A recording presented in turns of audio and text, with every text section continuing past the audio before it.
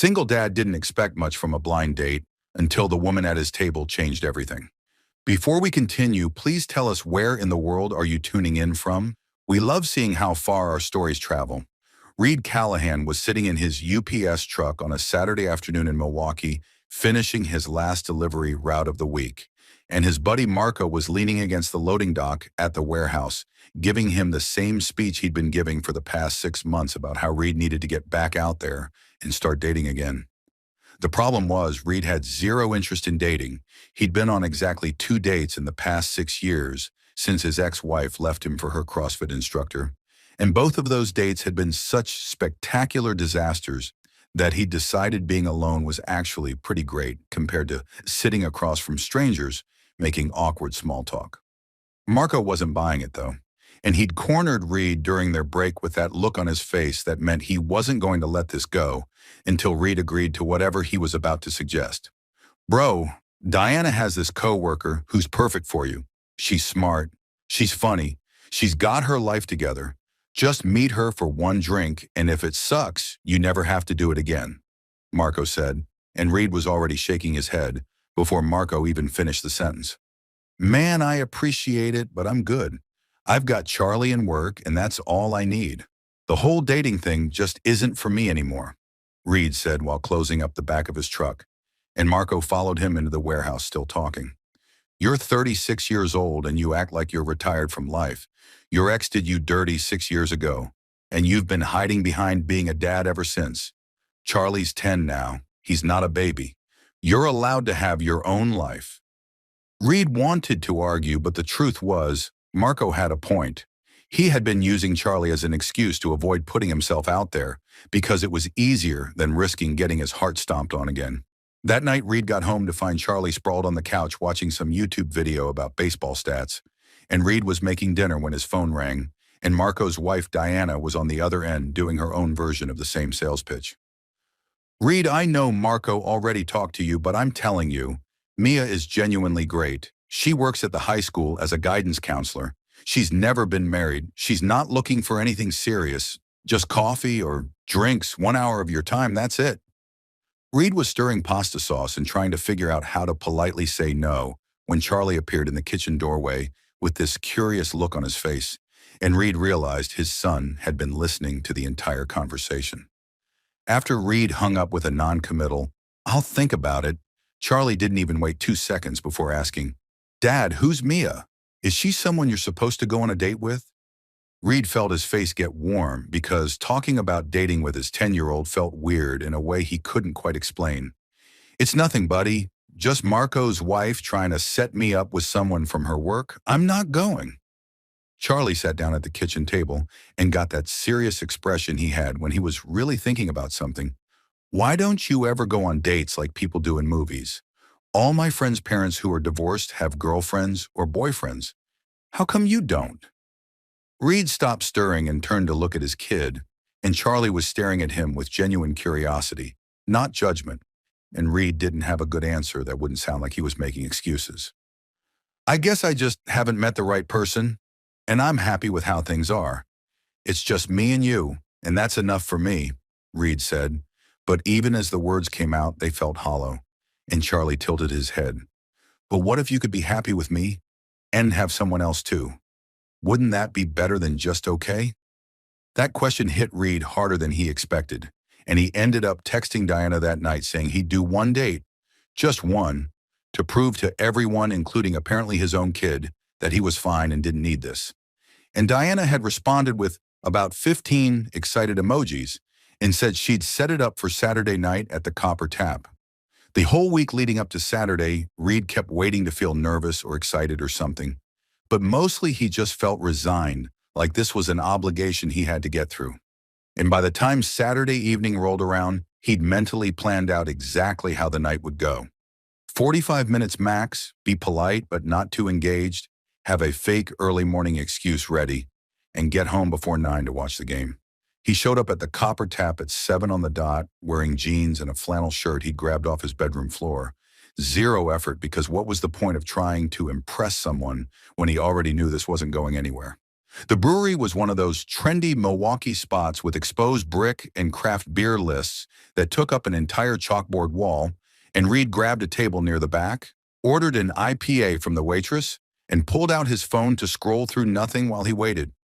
He was mentally rehearsing his exit speech, something like, "This was really nice, but I'm not in a place to date right now, I hope you understand," when a woman walked through the front door looking around nervously, and Reed recognized her from the extremely brief description Diana had given him, which was basically just brown hair, glasses, really pretty smile.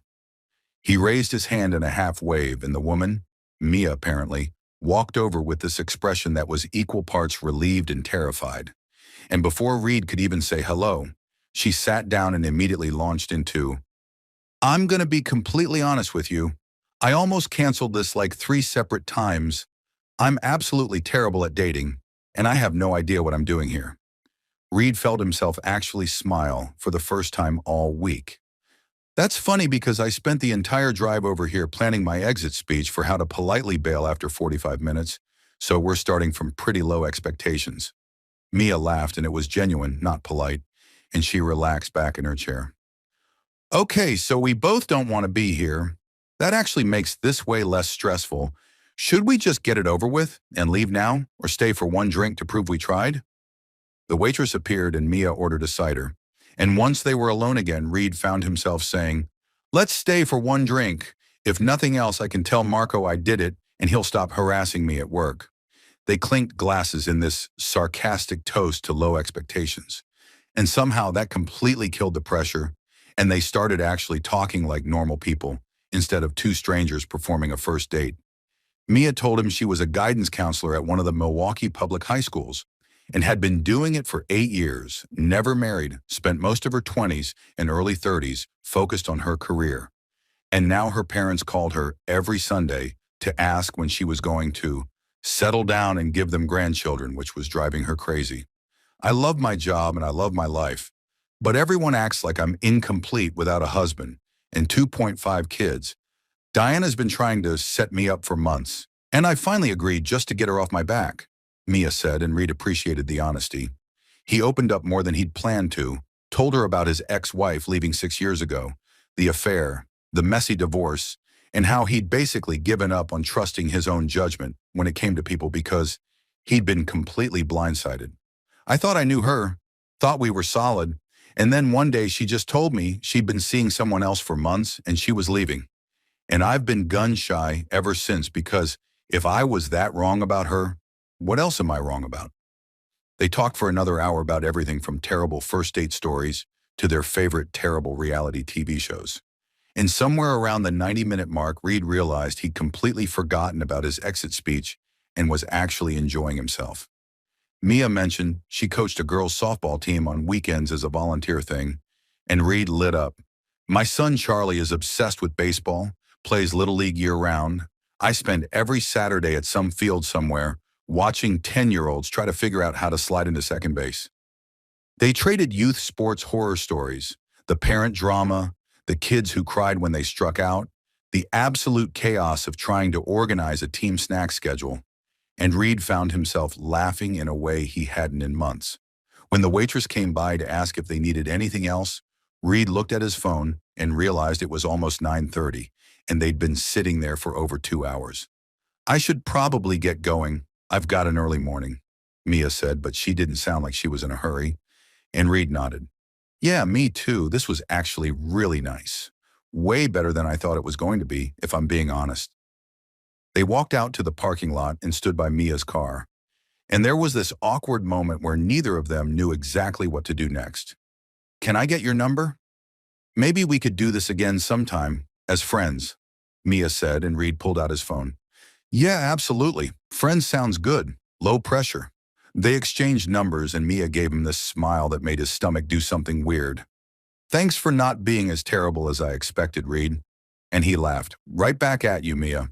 Reed drove home with his windows cracked, even though it was cold, because he needed the air to think. And his brain was doing this thing where it kept replaying parts of the conversation, and he'd catch himself smiling at random moments. He'd gone into that brewery expecting to fulfill an obligation and prove everyone wrong, And instead, he'd spent 2.5 hours talking to someone who actually got it, who understood what it was like to have people constantly in your business about your personal life, and who made him feel like maybe being alone wasn't the only option that made sense anymore. When he got home, Charlie was still up, even though it was past bedtime, and his son looked up from his book with obvious curiosity. "How was your date? Was she nice?" Reed sat down on the edge of Charlie's bed and surprised himself by saying, "Yeah, buddy, she was actually really cool. We had a good time." The Monday after their date, Reed got a text from Mia at noon that just said, "Student just asked me if college is required or if he can become a professional gamer instead. How's your day going?" And Reed had laughed out loud in the middle of sorting packages at the warehouse. And he'd texted back, "Guy on my route tried to convince me his clearly not a service dog needed to ride in the truck with me for emotional support, so pretty standard Monday." That's how it started. Just random texts throughout the day sharing the weird stuff that happened at work. Nothing flirty or heavy, just two people who'd accidentally become friends talking about their lives. And by the end of that first week, they were texting every single day about everything from terrible TV shows they were both watching to debates about whether deep dish pizza was actually pizza or just casserole with delusions. Marco noticed immediately because Reed was checking his phone way more than usual during their lunch breaks. And when Marco asked if he was texting the guidance counselor, Reed had been quick to shut it down with, "We're just friends, man. It's not like that." We both agreed it was low pressure. Marco had given him this look that clearly said he wasn't buying it. "Bro, you text her every day. You smile at your phone like an idiot. That's not just friends. That's called dating without admitting you're dating." Reed had insisted Marco was reading too much into it because they genuinely were just friends. There was no romance happening. They just enjoyed talking to each other, and that was perfectly normal for two adults to do without it meaning something more. 3 weeks after their brewery non-date, Reed was at Charlie's Little League game on a Saturday morning, one of those perfect spring days where the sun was out, but it wasn't boiling yet, and he was sitting in the bleachers doing the parent thing where you clap every time your kid's team does literally anything. Charlie was playing second base, and Reed was half watching the game and half answering a text from Mia about her disaster attempt at making homemade bread, when he heard someone say his name and looked up to see Mia standing at the bottom of the bleachers holding a coffee and looking just as surprised as he felt. "Reed, what are you doing here?" she asked, and he pointed at the field. "My son's team, number 12. What about you?" And Mia laughed. "One of my softball teams is playing on field 3. I was walking over and saw you. This is so weird." Charlie had noticed his dad talking to someone, and during the break between innings, he jogged over to the fence. "Dad, who's that lady you're talking to?" And Reed felt his face get warm for reasons he didn't want to examine too closely. He waved Charlie over and made introductions. "This is Mia. We're friends. She works at the high school. Mia, this is my son, Charlie." Charlie looked Mia up and down with the brutal honesty only 10-year-olds possess and said, "You're really pretty. Are you my dad's girlfriend?" And Reed wanted the bleachers to swallow him whole. Mia handled it way better than he did, just laughed and said, "Nope, just friends. Your dad and I met a few weeks ago, and we've been texting about boring adult stuff, nothing exciting." Charlie seemed satisfied with that answer and jogged back to his position, but not before yelling over his shoulder, "Dad, she's really cool. You should hang out with her more." Mia climbed up the bleachers and sat next to Reed without asking, and they ended up watching the rest of Charlie's game together, talking through the entire thing and completely missing half the plays because they were too busy debating whether cereal was a soup. Reed found himself hyper-aware of how close she was sitting, like he could smell her shampoo and feel the warmth coming off her arm, and he had to actively remind himself that they were just friends and this wasn't a thing. After the game, Charlie came running over and launched into a play-by-play of everything that had happened, like Reed hadn't been sitting right there watching, and Mia listened with genuine interest, asking questions about his batting stance and what position he liked best. And Charlie looked at his dad afterward and declared, "She's the coolest adult I've met in forever. Can she come to my games more?" That became the pattern over the next month and a half. They'd run into each other at community events or games, grab coffee after and talk for hours. And Mia started helping Charlie with a social studies project about Wisconsin history, because that's literally what guidance counselors do. And she was good at making homework not feel like torture. Charlie thought she was amazing. Reed's mom noticed he was suddenly in a way better mood and kept asking pointed questions about this Mia person Diana mentioned. And Marco refused to believe they were just friends no matter how many times Reed insisted. Man, you literally rearranged your schedule to go to that farmer's market because you knew she'd be there. That's not friend behavior, that's I have a crush behavior, Marco had said, and Reed had denied it. But the truth was sitting in his chest like a rock because he'd started to realize Marco was right. The shift happened on a random Tuesday night when Reed was lying in bed scrolling through their text thread, and Mia had sent him a meme about her students at midnight with a message that said, "Can't sleep, brain won't shut off, you up?" And Reed had responded immediately even though he'd been half asleep, and they'd ended up texting until 2 in the morning about everything and nothing. The next morning, Reed woke up and his first thought was checking if Mia had texted. And that's when it hit him like a freight truck that this had stopped being just friendship somewhere along the way, and he'd developed actual feelings for her, the kind that made his stomach flip when her name popped up on his phone. And the realization terrified him in a way that made him want to run in the opposite direction. His ex-wife had seemed perfect too. For years she'd seemed perfect. And then one random Tuesday, she'd told him about the affair and walked out and destroyed everything Reed thought he knew about his own life and judgment. He trusted her completely, believed they were solid, and he'd been catastrophically wrong. And the idea of trusting his feelings again when his track record was that bad felt like setting himself up for the same disaster. What if Mia seemed great now, but turned out to be just as good at hiding who she really was? What if he was reading signals wrong again and getting attached to someone who didn't actually want what he wanted?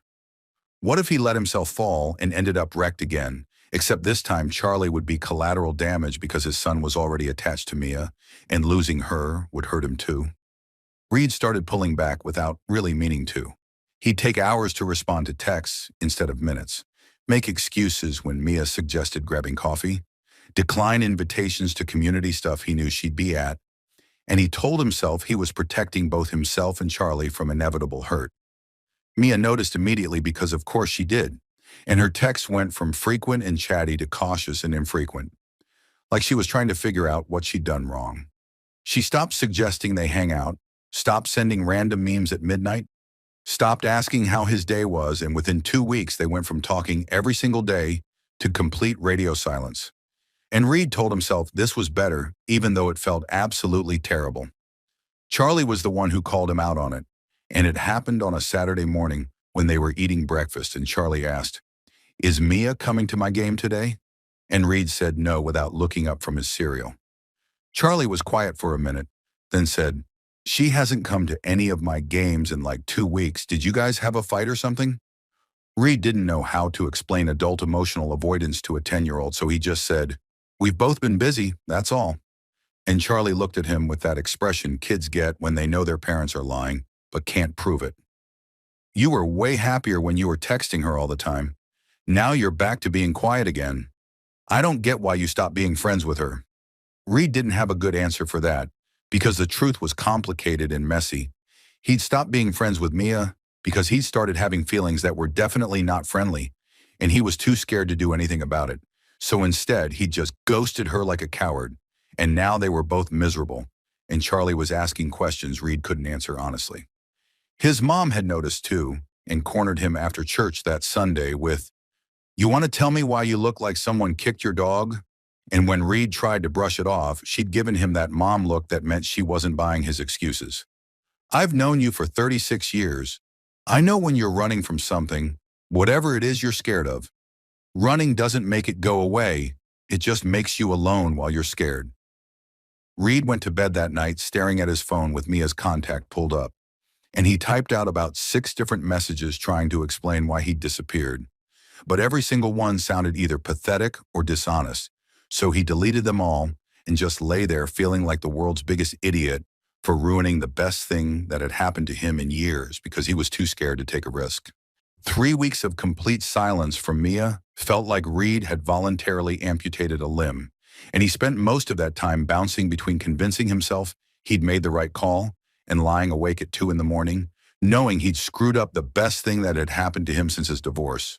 Charlie's Little League team had clawed their way to the district championship through a combination of decent coaching and sheer 10-year-old determination. And the night before the big game, Charlie came into Reed's room and sat on the edge of the bed with his serious face on. "Dad, can you text Mia and ask if she'll come to my game tomorrow? I know you guys aren't friends anymore or whatever, but she always made me feel like I could actually win. And I want her there." Reed felt his chest get tight because his kid was asking for something simple, and Reed had made it complicated by being a coward. He stared at his phone for 20 minutes after Charlie went to bed, typing and deleting the same message about 15 times, before finally settling on something that didn't make him sound like a complete disaster.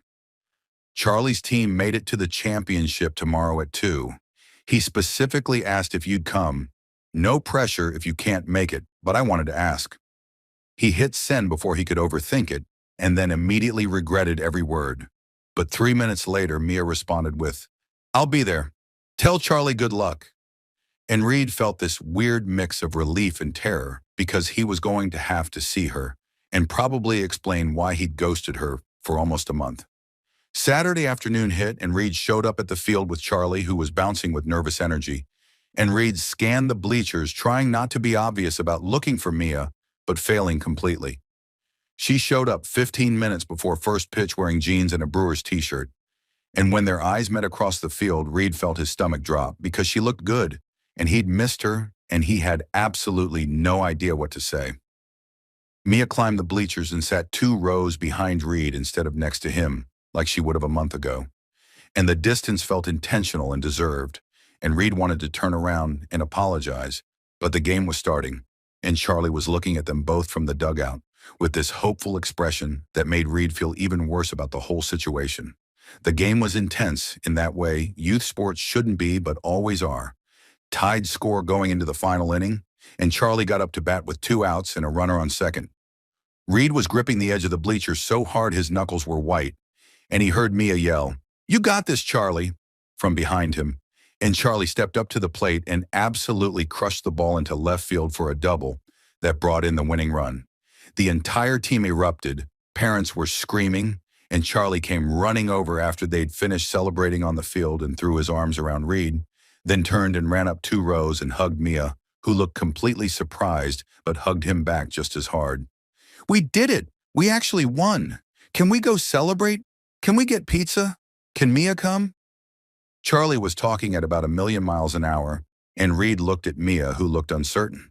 And Reed said, "Yeah, Bug, we can get pizza. If Mia wants to come, she's welcome." They ended up at the same pizza place Reed had taken Charlie to 100 times, one of those loud, chaotic places with arcade games and terrible lighting, and Charlie bolted for the arcade the second they walked in, leaving Reed and Mia sitting across from each other in a booth with approximately 4,000 pounds of awkward tension between them. The waitress came and took their order and disappeared, and Reed was staring at the table like it might give him answers when Mia finally broke the silence. "So are we going to talk about what happened, or are we just going to pretend the past month didn't happen?" Mia's voice wasn't angry, just tired, and Reed forced himself to look up and meet her eyes. "I owe you an explanation and an apology. You didn't do anything wrong. I got scared and handled it in the worst possible way." Mia leaned back in the booth and crossed her arms, not defensively, but like she was protecting herself. "Scared of what exactly? Because we went from talking every day to you disappearing completely, and I have no idea what I did to make that happen." Reed took a breath and decided the only way through this was complete honesty, even if it made him look like an idiot. "My ex-wife seemed perfect. For 7 years, she seemed perfect. We had Charlie, bought a house, built this whole life, and I thought I knew her completely," Reed said, and his voice was rough. "Then one random day, she told me she'd been having an affair for 6 months and she was leaving, moving to Arizona with the guy, and I didn't see any of it coming. I was completely blindsided." Mia's expression softened, but she didn't interrupt, just let him talk. "I stopped trusting my own judgment after that. Like, if I could be that wrong about someone I lived with and loved for that long, how can I trust anything I think I know about anyone else?" Reed ran his hand through his hair. And then I realized I had feelings for you. Real feelings, not just friendship. And I panicked because what if I'm wrong about you too? What if you're great at hiding who you really are, just like she was?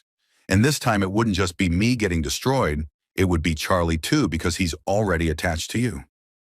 Mia was quiet for a long minute, and Reed braced himself for her to tell him he was being ridiculous or that he'd hurt her too badly to fix this.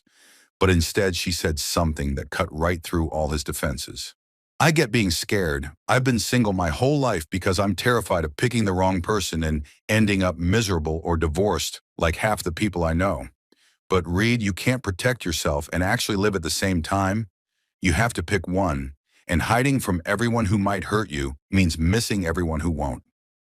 Reed felt his throat get tight. I know, my mom said basically the same thing, and I've been miserable for 3 weeks because I chose protecting myself over taking a risk with you, and I'm so tired of being scared. Mia leaned forward and her voice was gentle but firm. So what are you saying right now? Because I need to be really clear about what this is. I can't do the weird friendship thing where we both have feelings but pretend we don't. That's exhausting and I'm too old for games. Reed met her eyes and just said it. I'm saying I want to actually date you. For real. Not as friends. I want you in my life and in Charlie's life if you'll still have us after I disappeared like a complete idiot for 3 weeks. Mia bit her lip like she was trying not to smile. I'll have to think about it. That was a pretty jerk move, ghosting me like that. And Reed felt his heart drop until he saw she was fighting back a grin. I'm kidding, yes, obviously yes. But you're buying pizza for like the next month as penance. Charlie came running back from the arcade at that exact moment, demanding more tokens, and he looked between them and his face lit up. Are you guys friends again? You both look way less sad than you did 5 minutes ago. Reed laughed. Yeah, Bug, we're friends again. Actually, more than friends. Mia and I are going to try dating for real this time. Charlie pumped his fist in the air. Yes, I knew it. Grandma owes me $5. I told her you guys would figure it out. And Reed had to have a conversation later about not making bets with his mother about his love life. But for now, he just pulled Charlie into a side hug and looked at Mia across the table and felt lighter than he had in years. 3 months later, Reed woke up on a Saturday morning to the smell of something burning and Charlie's laughter coming from the kitchen. And when he walked out, he found Mia standing at the stove, attempting to make pancakes while Charlie sat at the table, showing her his baseball card collection and explaining in excruciating detail why each card was valuable. Mia looked up when Reed appeared in the doorway and grinned. Your son has very strong opinions about the 1987 Topps set. I'm learning so much. And Charlie beamed, like teaching adults about baseball cards was his life's calling. Reed leaned against the doorframe, just watching them, and the thought hit him clear as anything. I almost didn't show up to that date. I almost skipped the whole thing. Mia caught him staring and raised an eyebrow. What's that look for? And Reed shook his head. Nothing. Just thinking about how I walked into that brewery expecting absolutely nothing good to come from it. And now you're here burning pancakes in my kitchen while my kid talks your ear off about baseball cards. Mia flipped a pancake that was definitely more brown than golden. Are you complaining about the pancakes or the baseball card lecture? And Reed crossed the kitchen and kissed her. Neither. I'm just really glad I showed up. And Charlie made gagging noises from the table, but he was grinning the whole time. Sometimes the best things in life happen when you show up with zero expectations and let yourself be surprised. And Reed had learned the hard way that protecting yourself from potential hurt also means protecting yourself from potential joy.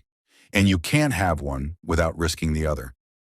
He'd spent 6 years convinced his judgment was broken and dating wasn't worth the risk. And then Mia had walked into that brewery and proven that sometimes taking a chance on someone, even when you're terrified, is exactly what you need to do. If this story reminded you that low expectations can lead to the biggest surprises and that being brave enough to trust again is worth the risk, hit that subscribe button and share this with someone who needs to hear it.